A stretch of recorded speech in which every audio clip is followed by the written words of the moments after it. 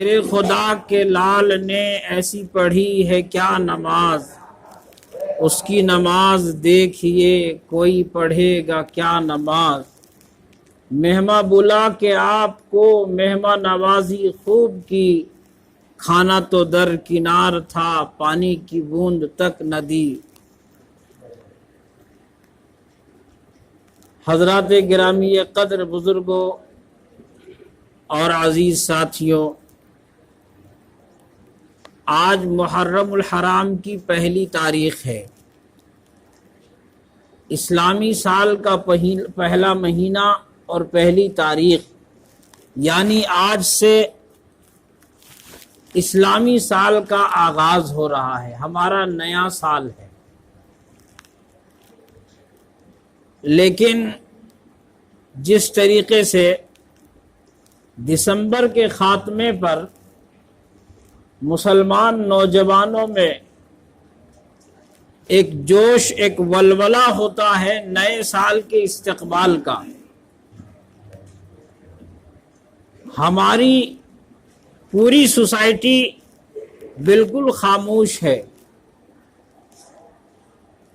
اس لیے کہ بہت سارے عوام تو چھوڑیے، خواص کو بھی ابھی معلوم نہیں ہے کہ آج سے ہمارا نیا سال شروع ہو رہا ہے۔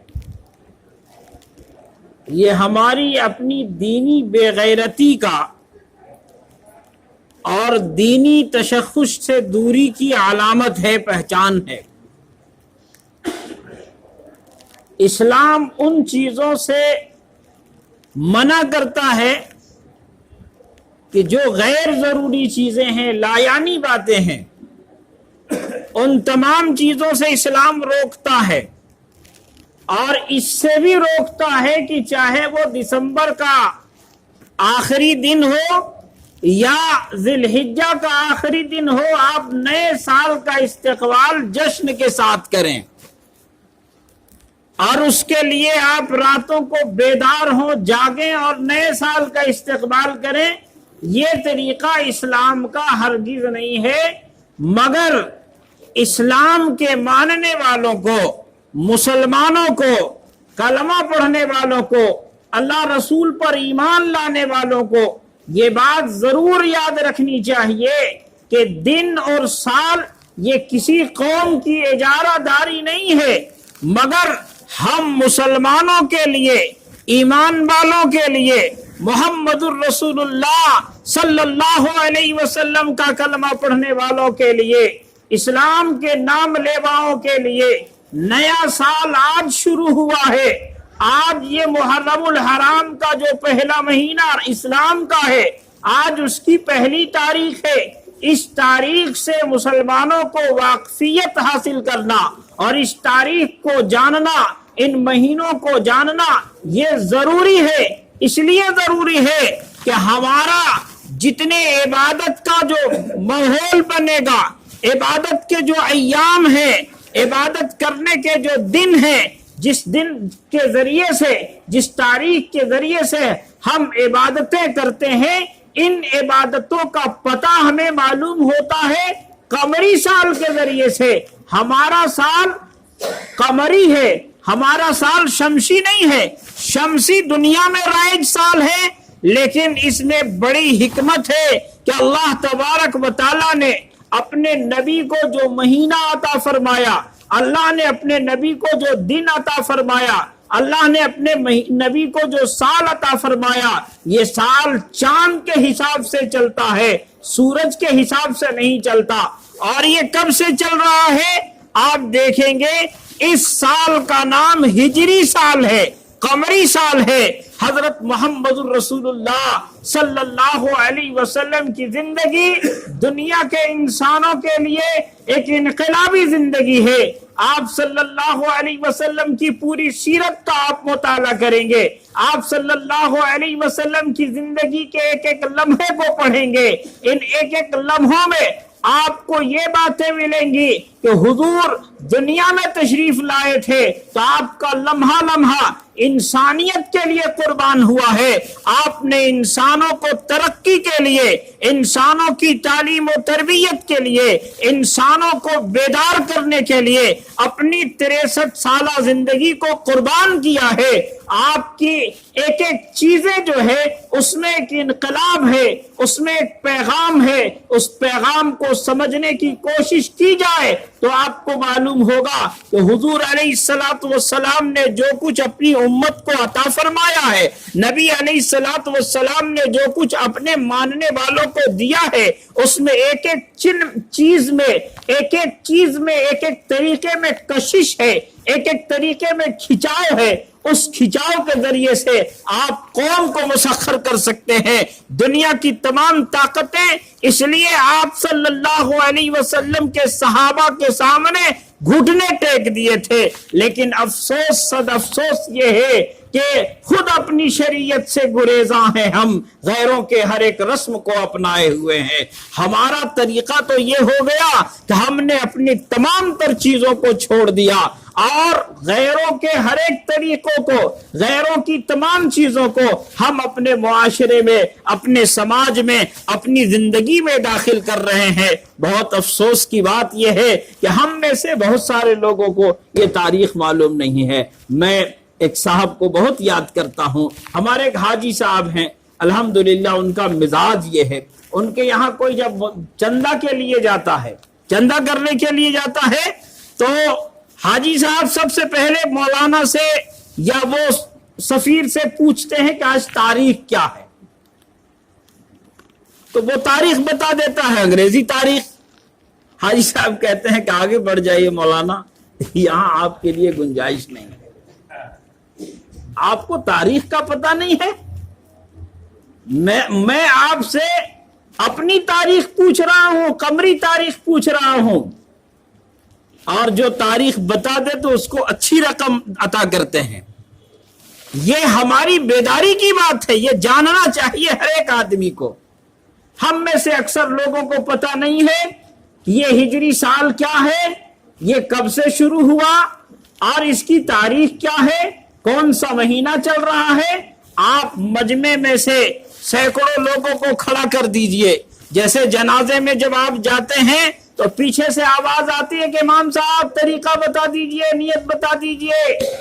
ارے بھائی 20 سال 25 سال 40 سال کی زندگی آپ کی گزر گئی، آپ نے ابھی تک جنازے کی دعا یاد نہیں کیا، جنازے کی نیت یاد نہیں ہے. یہ قبرستان پہ صف میں کھڑے ہو کر کے آپ کے پاس کون سا ایسا اسمرن شکتی ہے، قوت حافظہ ہے کہ آپ ایک بار میں اس کو کیچ کر لیں گے اور یاد کر لیں گے؟ ایسا ہو سکتا ہے کبھی؟ آپ کو چاہیے کہ آپ انفرادی دور میں آپ کو مرنا ہے اور مرنے والوں کو دفن بھی کرنا ہے، آپ کو جنازہ بھی پڑھنی ہے، آپ کو جمعے کی نماز بھی پڑھنی ہے، آپ کو عید کی نماز بھی پڑھنی ہے، تو آپ کو طریقے تو پہلے سے یاد کر کے رکھنی چاہیے کہ آج کیسا طریقہ کیسے ہے، کون سی نیت پڑھیں گے، ہم جنازہ کیسے پڑھیں گے، یہ ہمیں یاد ہونا چاہیے. ہم کو کچھ پتہ ہی نہیں ہے. اس طریقے سے آپ مجمع سے کسی سینکڑوں لوگوں کے مجمع میں آپ پوچھئے کہ آج کون سا مہینہ ہے، اسلامی مہینہ کون سا ہے، کون سی تاریخ ہے، تو یقین مانیے کہ ہم دین سے اور اپنی چیزوں سے اتنے دور ہو گئے کہ اس میں کم سے کم 90% لوگ آپ کو نہیں بتا سکتے کہ مہینہ کون سا ہے، تاریخ کون سی ہے. یہ تو ہمارا حال ہے میرے بزرگوں، میرے بھائیوں. یہ محرم آتا ہے تو ہمیں ایک انقلاب کی تاریخ یاد دلاتا ہے.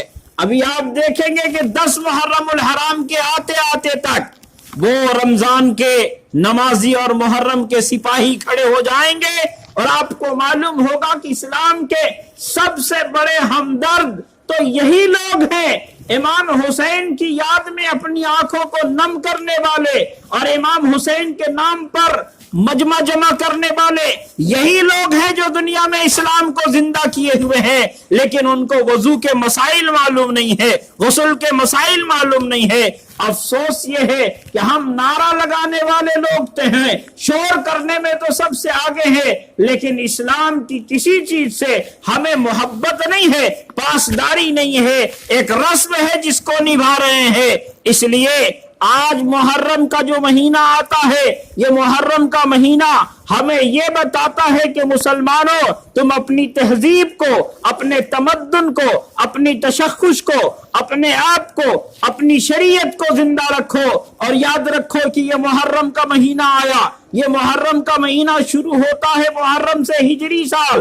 ہجری سال کیوں ہے؟ اس کی ابتدا کیسے ہوئی؟ تاریخ کا ذرا مطالعہ کیجئے۔ ہم سب کے آقا و مولا حضور تاجدار مدینہ جناب احمد مجتبی محمد مصطفیٰ صلی اللہ علیہ وسلم مکہ مکرمہ میں زندگی گزار رہے تھے۔ یہ تو آپ کو معلوم ہے کہ سیرت کے باب میں حضور علیہ السلام 13 سالوں تک مکے میں رہے، اور 13 سال کے بعد آپ نے ہجرت فرمائی، مدینہ منورہ چلے گئے۔ حضور علیہ السلام کا وصال ہو گیا، آپ دنیا سے تشریف لے گئے۔ حضرت ابو بکر کا زمانہ آیا، پھر حضرت عمر کا زمانہ آیا۔ یہ وہ عمر ہے جو آج ہی کی تاریخ میں محرم کی پہلی تاریخ کو عمر رضی اللہ تعالیٰ عنہ شہید ہوئے۔ ہم لوگوں کو پتہ نہیں ہے، محرم کی 10 تاریخ صرف یاد ہے۔ اسلام کے دامن میں شہداء کا اتنا بڑا مجمع ہے کہ آپ اگر شہیدوں کا دن منانے لگے اور شہیدوں کی تاریخ کے یاد میں میلے لگانے لگے تو آپ کے یہ 365 دن ختم ہو جائیں گے، آپ کو پتہ نہیں چلے گا۔ ہزار لوگوں نے اپنے آپ کو اسلام کے نام پر، دین کے نام پر قربان کیا ہے، اور انہوں نے اپنے لہو سے، اپنے خون سے اسلام کے پودے کو سرسبز اور شاداب کیا ہے۔ آج ہمارے ہاتھ میں جو قرآن ہے، ہمارے سروں پہ ٹوپیاں ہیں، ہماری مسجدوں سے صدائے الا اللہ کی جو آوازیں بلند ہو رہی ہے، یہ ایسے نہیں ہو رہی ہے۔ اس پر تو لاکھوں لاکھ اللہ والوں نے جو قربانیاں دی ہیں، ان قربانیوں کو یاد تو ضرور کیا جائے۔ اس کے لیے خاص دن منانے کی اجازت نہیں ہے، میلہ لگانے کی اجازت نہیں ہے، عرس اور چادر گادر کی اجازت نہیں ہے۔ آپ کو یاد رکھنا ہے تاریخ کو۔ اس لیے ماجد دیوبندی ایک شاعر ہے، اس نے کہا کہ اس شخص کی لوگوں کوئی پہچان نہیں ہے، اس شخص کی لوگوں کوئی، جس شخص کو اپنے بزرگوں کی تاریخ نہ رہے یاد، اس شخص کی لوگوں کوئی پہچان نہیں ہے۔ ہمیں اپنی تاریخ کو یاد رکھنی چاہیے۔ عمر کا زمانہ ہے۔ حضرت عمر کون ہے؟ حضرت عمر وہ شخصیت ہے، وہ صحابی ہے، وہ خلیفہ ہیں کہ علماء نے لکھا کہ تمام کے تمام صحابہ کی تعداد بھی تقریباً 1.25 لاکھ کم و بیش بتائی جاتی ہے۔ 1,24,25 ہزار صحابہ کرام وہ لوگ تھے جنہوں نے ایمان کی حالت میں ہمارے آقا محمد رسول اللہ صلی اللہ علیہ وسلم کی زیارت کی، آپ صلی اللہ علیہ وسلم کی صحبت میں رہے، آپ کی باتوں کو انہوں نے سنا، اور آپ کے لائے ہوئے پیغام کو دنیا میں عام کرنے کے لیے اپنی جانوں کا نذرانہ پیش کیا، ایمان کے ساتھ دنیا سے رخصت ہوئے۔ یہ صحابی ہیں، اور صحابہ کرام میں حضرت عمر کا مقام ایسا ہے، علماء لکھتے ہیں کہ یہ تمام صحابہ حضور کے مرید ہیں، حضور کے مرید ہیں، اور حضرت عمر حضور کے مراد ہیں۔ مراد کیا مطلب ہے؟ آپ جانتے ہیں کہ جناب محمد رسول اللہ صلی اللہ علیہ وسلم مکہ مکرمہ میں دعوت کا کام کر رہے ہیں، دین کا کام کر رہے ہیں، تبلیغ کا کام کر رہے ہیں، اور مسجد حرام جس کو توحید کا مرکز بنایا گیا تھا دنیا کے بت قدوں میں، وہ پہلا گھر خدا کا، ہم اس کے پاسباں ہیں، وہ پاسباں ہمارا، تو وہ گھر 360 بتوں سے آباد کیا جا رہا تھا۔ وہاں اللہ کے نبی کو داخل ہونے کی اور وہاں حضور علیہ السلام کو عبادت کرنے کی، سجدہ کرنے کی اجازت نہیں تھی۔ ایسے وقت میں حضور نے دعا کی، پروردگار عالم، عمرو ابن ہشام، یہ ابو جہل کی کنیت تھی، اور عمر ابن خطاب میں جو تجھے زیادہ پسند ہو اے اللہ ان کو ایمان دے کر کے، ان کو ہدایت دے کر کے، ان کو اسلام سے سرفراز کر کے اسلام کو قوت عطا فرما، اسلام کو طاقت عطا فرما۔ چنانچہ حضرت عمر کو ہدایت مل گئی، آپ ایمان قبول کر لیے، اور آپ اللہ تبارک و تعالیٰ نے آپ کو اتنا نوازا کہ حضور فرماتے ہیں کہ میرے بعد اگر میرے سر پر ختم نبوت کا تاج نہ رکھا جاتا تو میرے بعد کوئی نبی بنتا تو وہ عمر تھا کہ نبوت کی صلاحیت اس میں موجود تھی۔ یہ عمر ہے کہ جس گلی سے عمر گزرتا ہے شیطان اس میں داخل نہیں ہوتا۔ یہ عمر ہے کہ جس کے نام پر قیصر و کسریٰ کے محلات میں زلزلے آ جاتے ہیں۔ عیسائیوں نے، یہودیوں نے لکھا کہ اسلام والوں کو، مسلمانوں کو ایک عمر اور مل جاتا تو دنیا سے کفر کا خاتمہ ہو جاتا۔ یہ عمر ہے جس کے بارے میں حضور نے فرمایا کہ عمر شہید ہے۔ عشرہ مبشرہ میں جنت کی بشارت دنیا میں عطا کر دی گئی، اور ایسے فیصلے کیے عمر نے کہ تاریخ اش کرتی ہے۔ یہ عمر ہے کہ 22 لاکھ مربع میل پر جس کی حکومت ہے، جو آدھی دنیا تقریباً بنتی ہے، آدھی دنیا پر ان کی حکومت تھی۔ وہ عمر کے دور میں ہجری سال کا آغاز ہوا، حضرت علی سے مشورہ ہوا اور حضرت علی نے یہ بتایا کہ یہ سال ہجرت سے شروع کیا جائے، محرم کے مہینے سے شروع کیا جائے، اور وہیں سے ہجری سال کی ابتدا ہوتی ہے۔ اس کی تفصیلات ہیں، یہ وقت نہیں ہے، جمعہ میں مختصر وقت ہوتا ہے کہ یہاں بیان کیا جائے، لیکن یہ بات سمجھیے کہ اس زمانے سے ہجرت میں ایک پیغام تھا۔ بس مختصر بات یہی ہے کہ یہ پیغام اس لیے تھا کہ ہجرت کے بعد ایک انقلاب آیا۔ اللہ کے نبی صلی اللہ علیہ وسلم جب تک مکے میں تھے تو دین سمٹ کر کے مکہ اور آس پاس کے لوگوں تک پہنچ رہا تھا، لیکن جب آپ مدینے میں آئے تو مدینہ میں اسلامی ایک ریاست قائم ہوئی، مدینے سے اسلام کو پھیلنے کا موقع ملا، اور 13 سال کی جو زندگی تھی وہ قسم پرسی کی زندگی تھی، لیکن 13 سال کے بعد 10 سال کا زمانہ ایسا گزرا کہ جس میں کوئی ایسا دن نہیں ہے جس میں جنگیں نہ ہوئی ہو، جہاد نہ ہوا ہو۔ یہ انقلاب کا زمانہ تھا، اور اسی 10 سال میں اسلام کے پھیلنے کا ایک ذریعہ دنیا کے مختلف خطوں تک اسلام کا پیغام پہنچا، صحابہ دنیا میں پہنچے۔ اس لیے یہ ہجری سال ہمیں انقلاب کی تاریخ یاد دلاتا ہے۔ مسلمانوں بیدار ہو جاؤ، اس وقت دنیا کفر تم پر خندازن ہے، کفر ہنس رہا ہے اور تمہیں للکارنے کی کوشش کر رہا ہے، اس لیے کہ تم کھوکھلے ہو گئے ہو، تمہارے سینے میں وہ ایمان نہیں ہے، تمہاری بازو میں وہ قوت نہیں ہے، تمہارے دلوں میں وہ جذبہ نہیں ہے جس جذبات نے قیصر و کسریٰ کو ہلا دیا تھا۔ آج ضرورت ہے کہ تم اپنے سینوں میں اس ایمان کو پیدا کرو، اپنے اعمال سے اپنے آپ کو مزین کرو، تاکہ اللہ تبارک و تعالیٰ تمہیں قوت اور عظمت عطا کر دے اور کفر تم سے لرزہ برندام ہو۔